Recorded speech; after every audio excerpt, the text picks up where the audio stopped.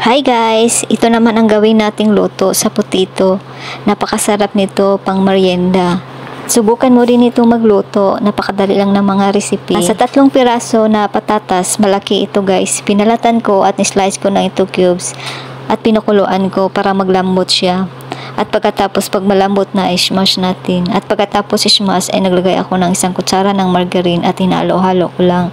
At pagkatapos naglagay ako ng 3 kutsara ng powder milk at 1/2 na brown sugar at halo-haluin para mag-mix ang mga mixture.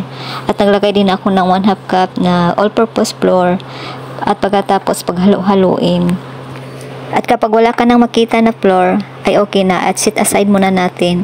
At sa isang bowl, nag-prepare ako ng 1 itlog at nag-prepare din ako ng breadcrumbs.